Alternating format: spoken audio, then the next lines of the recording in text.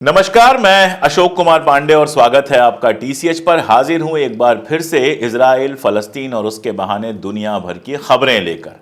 अभी की जो सबसे बड़ी खबर है और जिसके बारे में मैंने आपको पिछले वीडियो में ही आगाह कर दिया था कि सीज फायर का जो नाटक चल रहा था, सीज फायर की बातचीत का जो नाटक चल रहा था, उस नाटक में हमास ने इंकार कर दिया है कि जो शर्तें आपने रखी हैं उस पर हम कोई सीज फायर की बातचीत नहीं करने वाले। अगर आपने मेरा पिछला वीडियो देखा होगा तो मैंने उसमें बहुत डिटेल आपको बताया था कि अमेरिका सीज फायर के लिए जिद तो बहुत कर रहा है, जोर बहुत लगाया हुआ है, लेकिन नेतन्याहू की जो 4 शर्तें हैं उन 4 शर्तों से नेतन्याहू पीछे हटने को तैयार नहीं है। और वो शर्तें ऐसी हैं जिसके चलते वो गजा के अंदर अपनी आर्मी भी रख सके, परमानेंट सीज फायर भी ना करे, जब चाहे तब सीज फायर तोड़कर लड़ाई भी शुरू कर दे।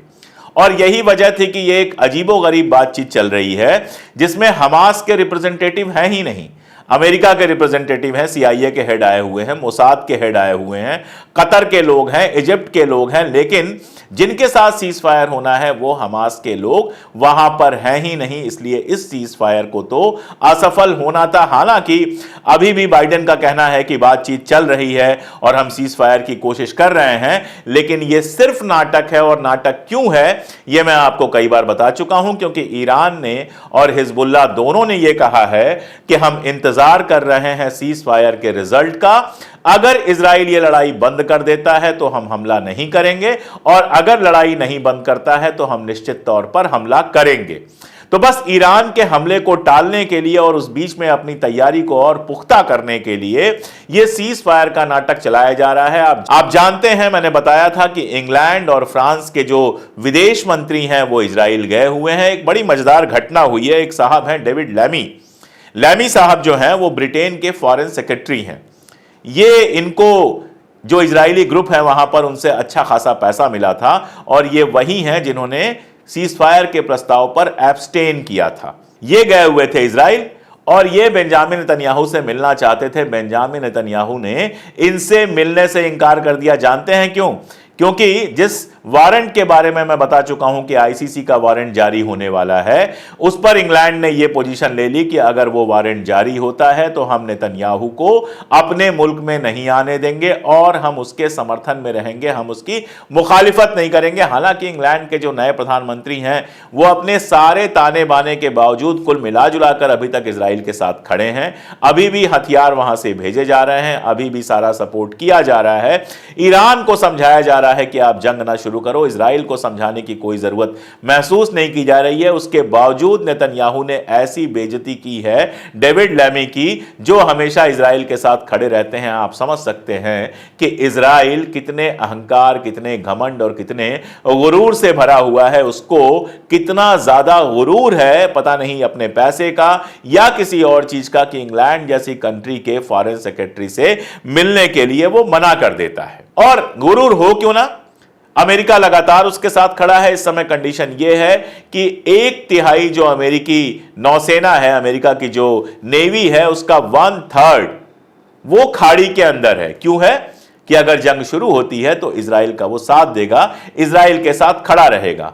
20 मिलियन के आसपास इजराइल के लिए पहले ही पैसा जारी किया जा चुका है, जिससे वो हथियार खरीदेगा। अब इस पूरी लड़ाई में इजराइल की अपनी इकोनॉमी का सत्यानाश हुआ है। 1.3% की ग्रोथ रेट आई है, लेकिन जब अमेरिका इतनी मदद कर रहा है, अमेरिका इतना पैसा दे रहा है, ब्रिटेन मदद कर रहा है, फ्रांस मदद कर रहा है, जर्मनी जैसी कंट्री जिसकी वजह से इन लोगों को वो इलाका छोड़कर यहां पर आना पड़ा, उसकी हालत यह है कि वहां पर जो फलस्तीन के सपोर्ट में सड़क पर निकल रहा है, उसके साथ मारपीट हो रही है, उसको जेल में भरा जा रहा है। जब ऐसे हालात हैं तो इजराइल गरूर क्यों ना करे?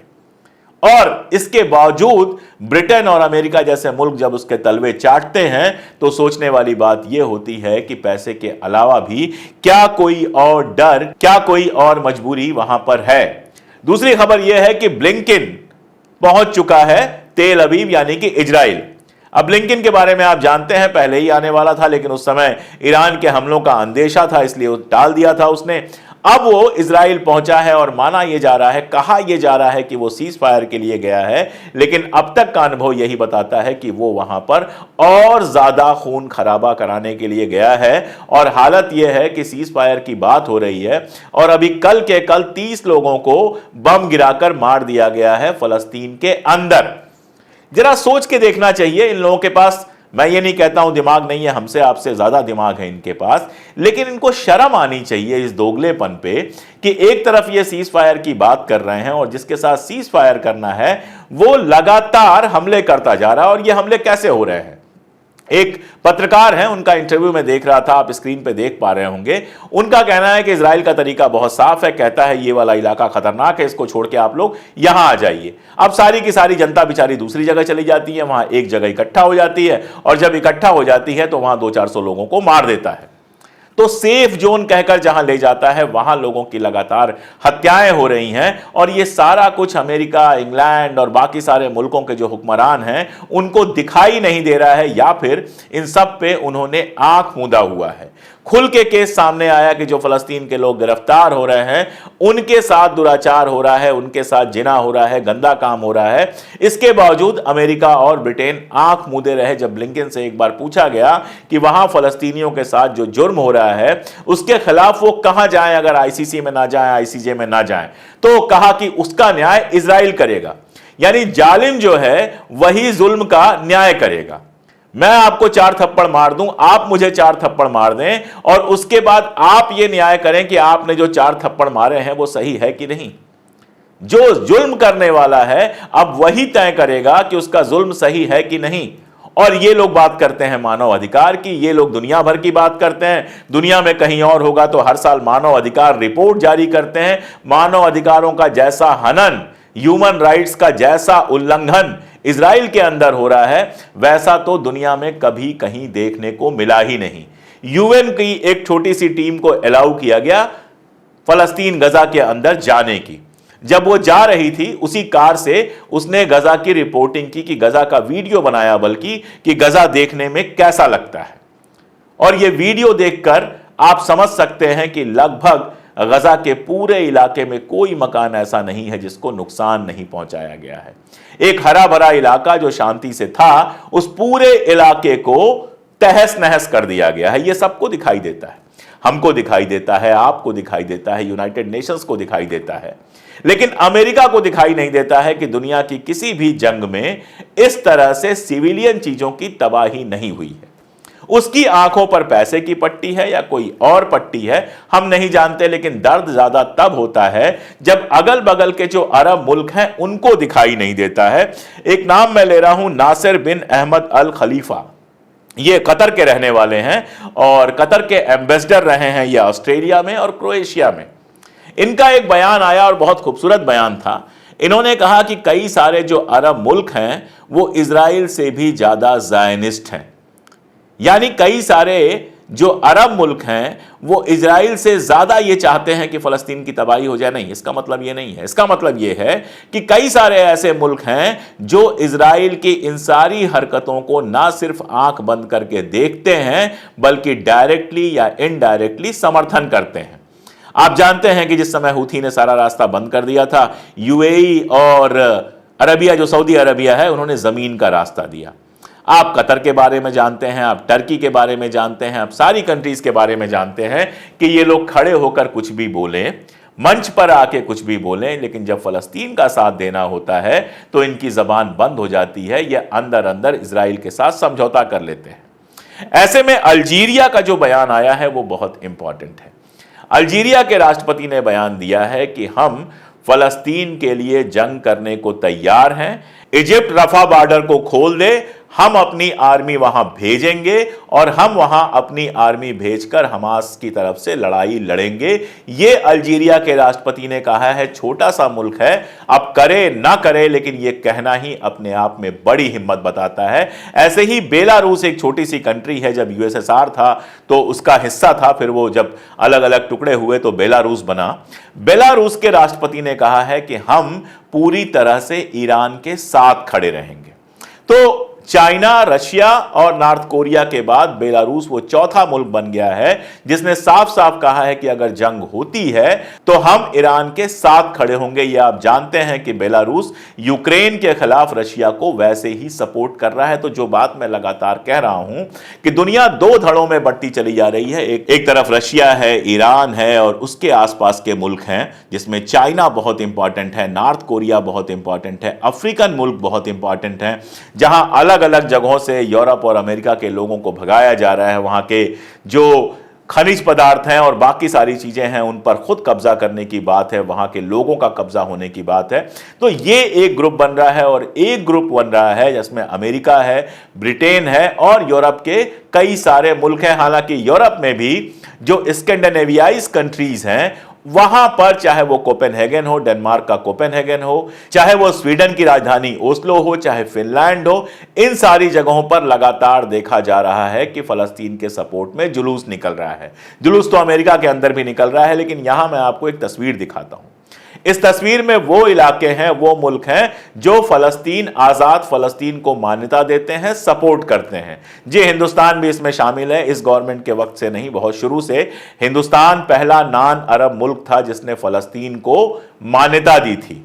यह अलग बात है कि आज हमारी जो गवर्नमेंट है उसमें अगर आप निकल जाइए फलस्तीन के सपोर्ट में तो आपको पुलिस रोक लेगी, फलस्तीन के सपोर्ट में नारे नहीं लगाने देगी। इजराइल के सपोर्ट में जाएंगे तो पुलिस अपनी सुरक्षा में लेके जाएगी, स्टैंड विद इजराइल करते रहिए, और यहां से मजदूरी करने के लिए लोगों को इजराइल भेज दिया जाएगा। तो अभी हमारी सरकार जैसी है, जो कर रही है, वो सब आप जानते हैं। लेकिन मैं कह ये रहा था कि दुनिया में अगर अमेरिका, कनाडा और यूरोप के कुछ मुल्कों को छोड़ दें तो ज्यादातर मुल्क ऐसे हैं जो फलस्तीन को मान्यता देते हैं, जो इंडिपेंडेंट फलस्तीन की बात करते हैं। तो इस रूप में आप देखें तो ताकत के बावजूद अमेरिका और यूरोप लगभग इस मामले में अकेले हैं कि वो आजाद फलस्तीन को मान्यता नहीं देते। अब इन लोगों का लगातार ये कहना है, सीज फायर में भी एक तरह से शर्त यह है कि हमास को किसी भी तरह से आप वहां से हटा देंगे, खत्म कर देंगे, और यही कह के 11 साढ़े 11 महीने से जंग भी लगातार जारी रखे हुए हैं हमारे नेतन्याहू साहब।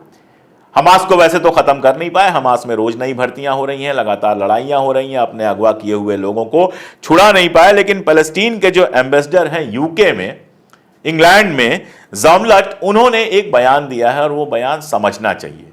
उन्होंने कहा है कि अगर आप हमास को पूरी तरह से खत्म भी कर देते हैं, मान लीजिए कि हमास का एक भी बंदा वहां ना रह जाए, आप हमास के सारे लोगों को मार देते हैं, तो भी उसी तरह का एक दूसरा संगठन वहां पर कल खड़ा हो जाएगा।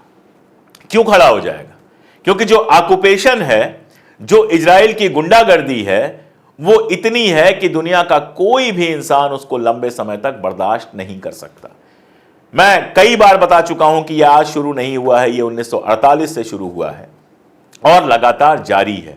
आप सोच के देखिए, आपके सामने आपके बाप को मार दिया जाए, या आपके सामने आपके बच्चे को मार दिया जाए, आपके पड़ोसी को मार दिया जाए, आपका घर गिरा दिया जाए, आप सड़कों पर निकलें तो कोई भी आपकी बेइज्जती कर सके, ऐसी सड़कें बनाई जाएं जहां आप पैर ना रख सकें, आपका बना बनाया घर हो और उसको कभी भी उजाड़ दिया जाए, आपकी जमीन पर कोई कब्जा कर ले। कल एक वीडियो आया था जिसमें घोड़े गाड़ी पर कुछ सामान लेके जा रहे थे, घोड़ा था, कार्ट था, उसको लेके जा रहे थे, घोड़े को गोली मार दी, बिल्लियों को गोली मार रहे हैं, कुत्तों को गोली मार रहे हैं, बूढ़ों पर लात चलाते हैं।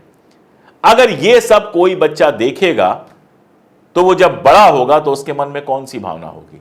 सिर्फ और सिर्फ बदले की भावना होगी। तो जब तक इजराइल का ऑक्युपेशन जारी रहेगा, जब तक इजराइल की ये सारी हरकतें जारी रहेंगी, जब तक इजराइल की गुंडागर्दी जारी रहेगी, तब तक हमास जैसे संगठन को उभरने से नहीं रोका जा सकता। एक संगठन खत्म होगा, दूसरा खड़ा होगा, एक आदमी मारा जाएगा, दूसरा उसकी जगह खड़ा होगा। यह गुस्सा लगातार पीढ़ियों तक पनपता रहेगा और वहां इस तरह का आंदोलन चलता रहेगा।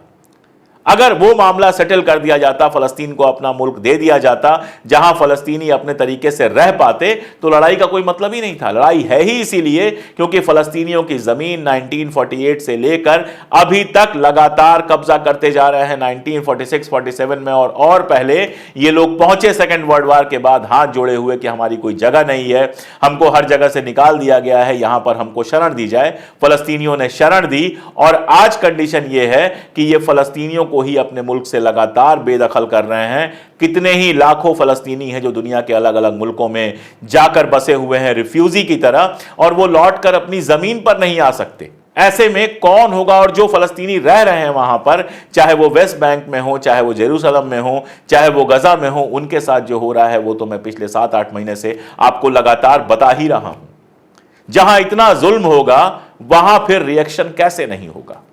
इतनी छोटी सी बात समझना अमेरिका के लिए मुश्किल नहीं है, लेकिन वो खुद इस जुल्म का पार्टनर है, इसलिए इस बात को समझ नहीं सकता। दुनिया भर में ह्यूमन राइट की बात करेगा, लेकिन जहां फलस्तीन की बात आएगी वहां ह्यूमन राइट का कोई मसला नहीं होगा।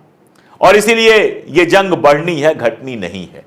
ईरान हमला करेगा नहीं करेगा, हिजबुल्लाह हमला करेगा नहीं करेगा, अब ये सारे सवाल रह ही नहीं गए हैं। सवाल बस ये है कि हमला कब होगा और हमला होगा। हो सकता है ईरान का भी बहुत नुकसान हो सकता है यमन का बहुत नुकसान हो सकता है लेबनान का बहुत नुकसान हो, लेकिन यह हमला होगा, लड़ाई होगी, और यह कत्लेआम तब तक जारी रहेगा जब तक फलस्तीन को आप आजादी नहीं देंगे। यह कोई खुशी खुशी में नहीं कह रहा हूं, यह बहुत दर्द के साथ मैं कह रहा हूं कि कितना आसान था कि वहां पर जंग रुकवा दी जाती। ईरान ने भी कहा है, हिजबुल्लाह ने भी कहा है कि वहां जंग रुक जाएगी तो उसके बाद हम लोग कोई हमला नहीं करेंगे, कोई लड़ाई नहीं करेंगे, सारे मोर्चों पर लड़ाई बंद हो जाती। जहां तक गजा को दोबारा बसाने का मामला है, अरब कंट्रीज भी तैयार बैठी हैं, चाइना भी तैयार बैठा हुआ है, लेकिन सबका यही कहना है कि भाई पहले जंग तो बंद हो। आप यूएन के लोगों को तो जाने नहीं दे रहे हैं। यूएन के लोग वहां बच्चों को टीका लगाने के लिए कह रहे थे कि कुछ दिन युद्ध रोक दो ताकि जो बच्चे नए पैदा हुए हैं उनको हम टीका लगा दें। आप टीका तक उनको लगवाने के लिए मोहलत देने को तैयार नहीं हो, और आप जब सीज फायर की बात करते हो तो यह दोगलापन के अलावा क्या हो सकता है। तो जो पिछले 2-3 दिनों की डेवलपमेंट्स हैं वो ये डेवलपमेंट है। लगातार इजराइल का हमला जारी है। सीज फायर की कोई उम्मीद कम से कम मुझे नजर तो नहीं आती, और जो ही ये बातचीत होगी, ब्लिंकन वहां गया हुआ है, वो इसीलिए गया हुआ है कि ईरान के खिलाफ जो इंटेलिजेंस होंगे वो शेयर करेगा, और ईरान के साथ जो जंग होने वाली है उसमें इजराइल किस तरह से मुकाबला करे, ये सारा कुछ वहां पर तय करके आएगा। वो इजिप्ट जाएगा, उनको हड़काएगा, टर्की जाएगा, उनको हड़काएगा। इन सारी चीजों के लिए वो आया हुआ है, वो ये करेगा, और इन सब प्रोसेस में चीजें और बिगड़ती जाएंगी। आज नहीं तो कल जंग लाजिम है, और ये जंग पूरी दुनिया के लिए बेहद खतरनाक होगी। काश अमेरिका और इंग्लैंड जैसे मुल्कों को थोड़ी बुद्धि आती और इस जंग को रुकवाने की कोशिश करते। उनको शायद अभी नहीं समझ में आ रहा है कि अगर ये जंग होती है तो खाड़ी के लिए जो नुकसानदायक होगी वो होगी ही, खुद उनके लिए जिनकी इकॉनमी का सत्यानाश हुआ पड़ा है, जिनके यहाँ लगातार फंडिंग कट रही है, जिनके यहाँ भिखमंगों की संख्या, बिना घर रहने वाले बेघर लोगों की संख्या लगातार बढ़ रही है, उनकी हालत भी पहले से और ज्यादा खराब होगी। तो ये अपडेट्स थी मेरे पास, और जो अपील मैं करता हूं वो तो करूंगा ही। जुड़े रहिए हमारे साथ, देखते रहिए वीडियोस। अगर आपको लगता है कि फलस्तीन पे आवाज उठाना लगातार जरूरी है तो हमारे वीडियोस को दूर तक पहुंचाइए। अगर हमारी मदद करना चाहते हैं, पिन कमेंट देखिए या फिर हमारा डिस्क्रिप्शन देखिए, उसमें सारे तरीके हैं। आप 3 रुपए रोज से भी कम पर हमारी मेंबरशिप ले सकते हैं। साथ में आप हमें सीधे मदद कर सकते हैं। आपकी हर मदद हमें ताकत देगी, और उसी ताकत के साथ हम कैमरे और सत्ता की आंख में आंख डालकर लगातार सच बोल सकेंगे। आज के लिए इतना ही, बहुत शुक्रिया।